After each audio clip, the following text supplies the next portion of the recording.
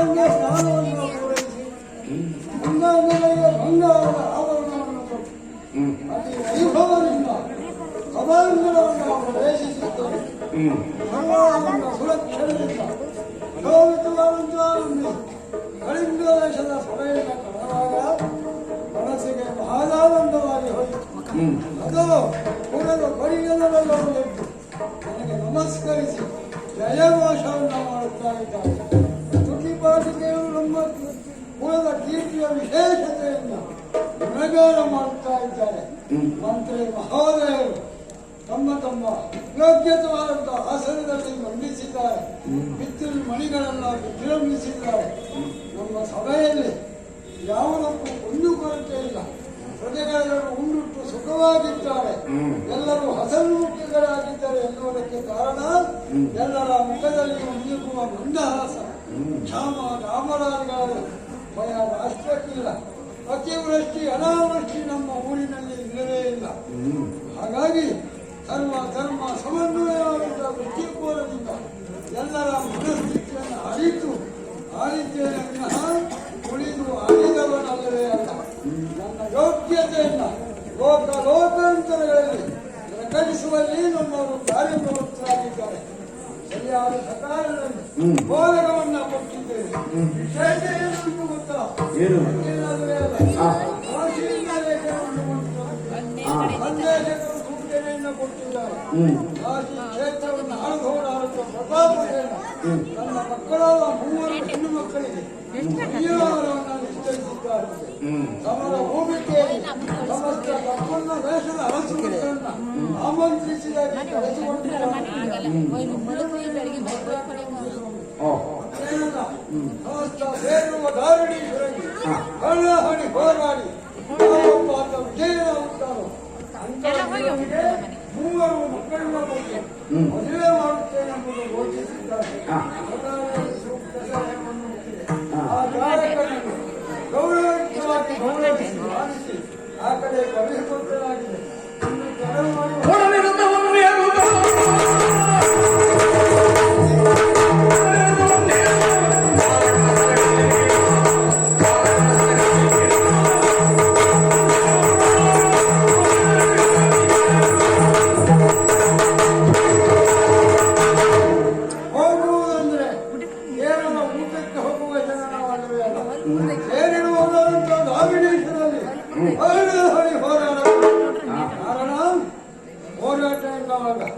ಹೊರಗೈಯಿಂದ ಹೋಗುವುದಲ್ಲ ಸ್ವಾಮಿ, ಬೇಕಾದಂತ ಆಯುಧವನ್ನಲ್ಲ ರಥದಲ್ಲಿ ತುಂಬಿಸಿಕೊಂಡಿದ್ದೇವೆ.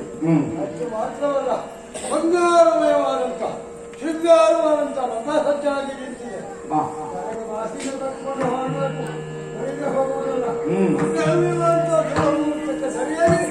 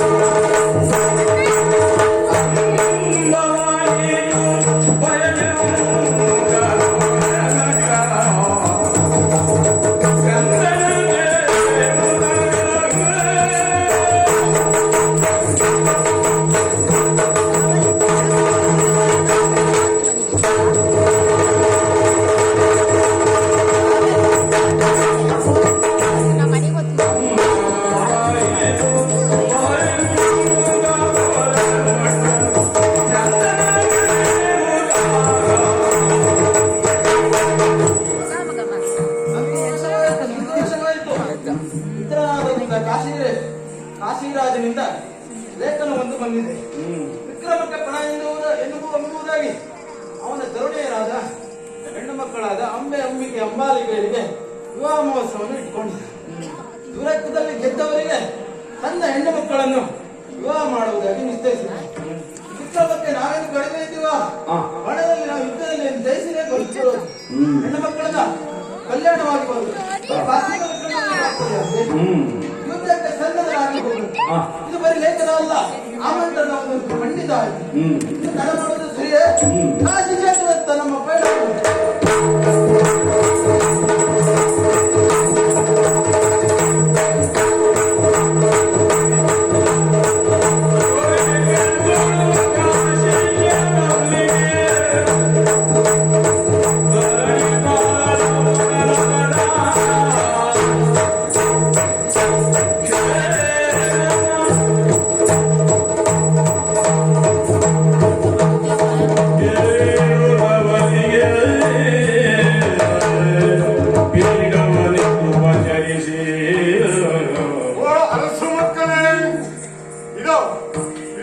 ದೇಶಗಳಿಂದ ಬಂದಂತಹ ನಿಮಗೆ ಉಚಿತವಾದ ಆಸನ ಇರಿಸಲ್ಪಟ್ಟಿದೆ.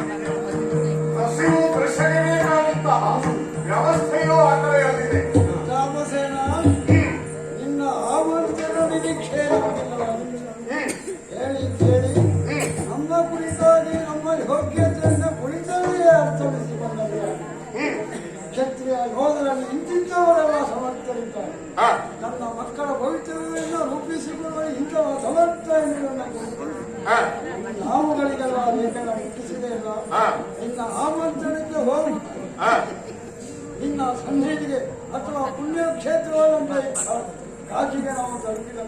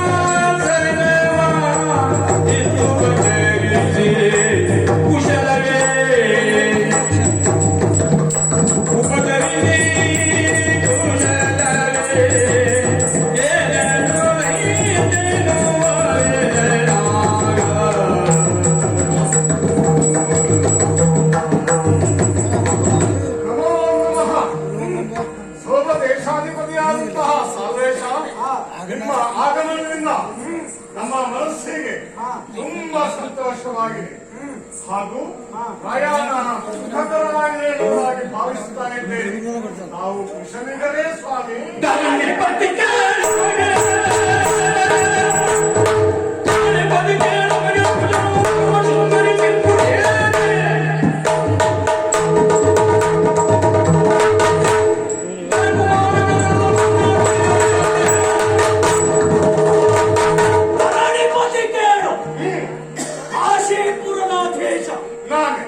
ನಾಳೆಲ್ಲ ಸಿಂಗರಿಸಲ್ಪಟ್ಟಿದೆ. ದೊರೆಕುವವರೆಲ್ಲರೂ ಇಲ್ಲಿವರೆಗೆ ಬಂದಿದ್ದಾರೆ. ಇಲ್ಲಿವರೆಗೆ ಬಂದಿದ್ದಾರೆ ಅಂತಾದ್ರೆ ವಿಶೇಷ ಏನುಂಟು ಬೇಕು? ಧನುಜ ಬದಿಗೆ ಸಕಲ ಉಳಿವರನು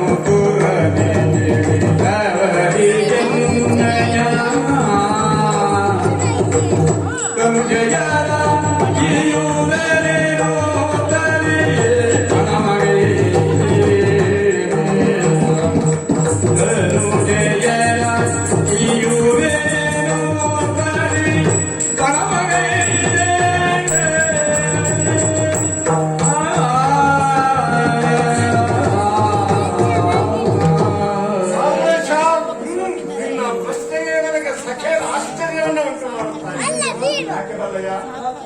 ಇದು ಈ ಧರಣಿಕರು ಬಂದದ್ದೇ ಯಾಕೆ ಎನ್ನುವುದಾಗಿ ಪ್ರಶ್ನಿಸ್ತಾ ಇದೆಯಲ್ಲ.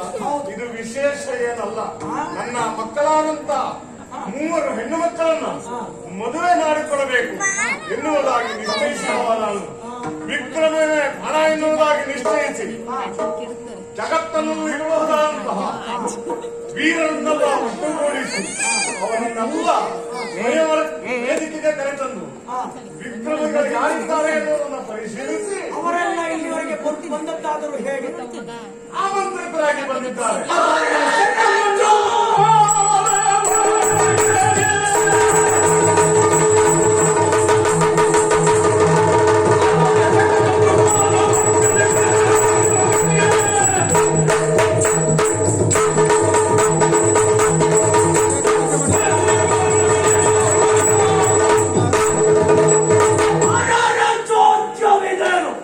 ಇಲ್ಲದೆ ಹೋದ್ರೆ ಸರಣಿ ಪಾಲಕರೆಲ್ಲ ಇಲ್ಲಿವರೆಗೆ ಬರುವುದಕ್ಕೆ ಕಾರಣ ನಿನ್ನ ಮಗಳ ಸ್ವಯಂವರ. ಮಕ್ಕಳ ಸ್ವಯಂವರಕ್ಕಾಗಿ ಪರಾಕ್ರಮವೇ ಪರ ಎನ್ನುವುದಾಗಿರಿಸಿದವ, ನಿಶ್ಚಯಿಸಿದವನ. ಅವರೆಲ್ಲ ಬಂದದ್ದು ನಿನ್ನ ಲೇಖನಕ್ಕೆ ಪ್ರತಿಯಾಗಿ. ಏನು ನಿನಗೆ ಸೌಪದೇಶ ಮರೆತು ಹೋಯ್ತಾ? ಸಾಲ್ವತ್ತಾದ್ರೆ ಅಷ್ಟು ಕಡಿಮೆ ತೋರಿಸಿಕೊಂಡ್ಯ? ಯಾಕೆ ಸ್ವಾಮಿ? ಯಾಕೆ ಸಾಲ್ವರಿಗೆ ಲೇಖನ ಬರಲಿಲ್ಲ? ಸ್ವಾಮಿ ನಿಮಗೆ ಲೇಖನ ಬರಲಿಲ್ಲ.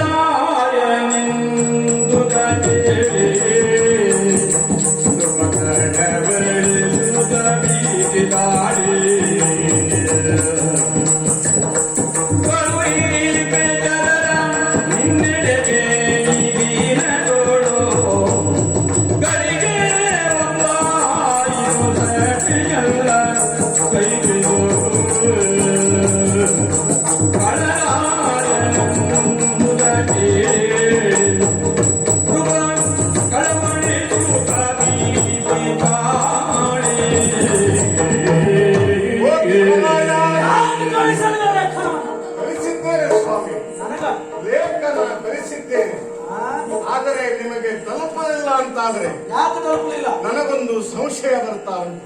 ಏನು? ನಾವು ಬಂದದ್ದು ಯಾವ ಮಾರ್ಗದಿಂದ ಸ್ವಾಮಿ? ನಾವ್ಯಾವಾಗಲೂ ಬರುವುದು ರಾಜಮಾರ್ಗವೇ. ಹಾಗಾದರೆ ನಮ್ಮವರು ಸಾಗಿದ್ದು ಬಹುಶಃ ವೇಗವಾಗಿ ಮುಟ್ಟುವುದಕ್ಕಾಗಿ ಒಳ ಮಾರ್ಗವನ್ನು ಅನುಸರಿಸಿದ್ರು ಅಂತ. ಎಲ್ಲ ನಿನ್ನವರಲ್ವಾ? ಹೌದು. ಯಥಾ ರಾಜ ತಥಾ ಪ್ರಜಾ ಹಾಗಂತ ಅನಿಸಿಕೊಳ್ಬೇಡ ಸ್ವಾಮಿ. ಎಲ್ಲ ಒಳದಾರಿಗೆ ಹೋಗುವವರೇ. ಇರಲಿ ಬಿಡು. ನಿನ್ನ ಲೇಖನ ಬಂದರೆಷ್ಟು ಬಿಟ್ಟರೆಷ್ಟು ಬಂದಿದ್ದೀರಲ್ಲ, ಅದಕ್ಕೆ ಮಾನ್ಯತೆ ಬಂದಿದ್ದೀರಲ್ಲ. ಬರಬಾರ್ದಿತ್ತ? ಹಾಗಲ್ಲ, ಬಂದಿದ್ದೀರಲ್ಲ ಆ ವಿಷಯ ಬಿಟ್ಟೆ. ಆದರೆ ಒಂದು, ನಾವಿಲ್ಲಿವರೆಗೆ ಬಂದ ನಂತರದಲ್ಲೇ ನಿನ್ನ ಪಣ ಅಂತಿರಲಿ ನಿಯಮವನ್ನು ನಾನು ಬದಲಾವಣೆ ಮಾಡ್ತೇನೆ. ನಾನು ಹೇಳಿದ ಹಾಗೆ ಮುಂದೆ ನಡೆಯಬೇಕು. ಹೇಗೆ ಸ್ವಾಮಿ? ಅದು ಹೇಗೆ ನಿಯಮ?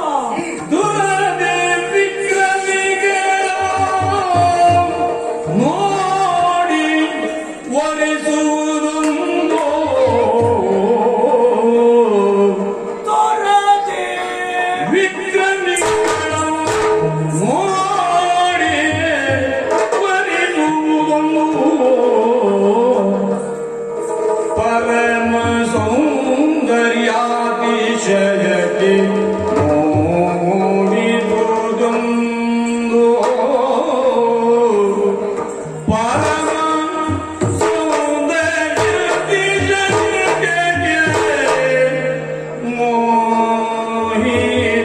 ಮೋಹಿಸುವುದೊಂದು. ಹೊರಳೆದು ಬಹಳ ನಿಚ್ಚಳವೆಂದು ಇಚ್ಛೆಪಟ್ಟರೆ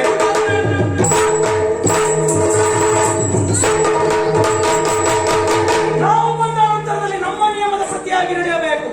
ಹೇಗೆ? ಹೇಗೆ? ನೀನಿರಿಸಿದ ನಿಯಮವು ಹಾಗೆ ಇರಬೇಕು. ತುರಾದಿ ವಿಕ್ರಮಿಗಳು ಜಯಿಸುವುದು ಒಂದೆಡೆಯಾದರೆ ಇನ್ನೊಂದು ನಿಯಮ ನಾನು ಸೇರ್ಪಡೆ ಮಾಡ್ತೇನೆ. ಹೊಸ ನಿಯಮ. ಹೌದು.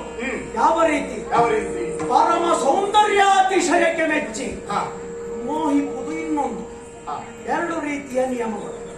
ಈ ನಿಯಮಗಳನ್ನ ನಿಶ್ಚಯ ಮಾಡುವುದಿದ್ರೆ ಅಥವಾ ನೋಡುವುದಿದ್ರೆ ಯಾರು? ನಿನ್ನ ತರಳೆಯರೇ ನೋಡಿ ನಿಶ್ಚಯಿಸಬೇಕು. ಮೊದಲು ಮಕ್ಕಳು ಹಾಗೆ ಶೃಂಗರಿಸಿದರ ಬಗೆಯ ಬಗೆಯು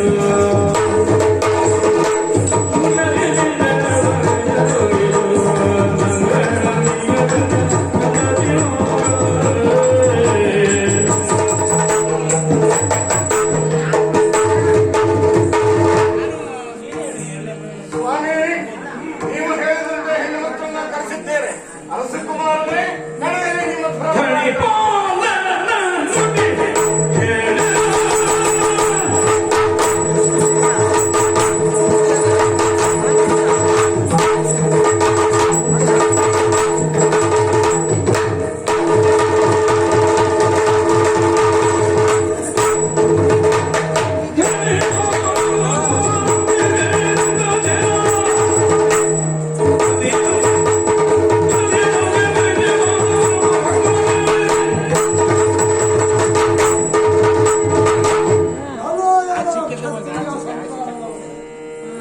ಮುಂದೆ ಹೋಗಿ ಸೇರೋಣ.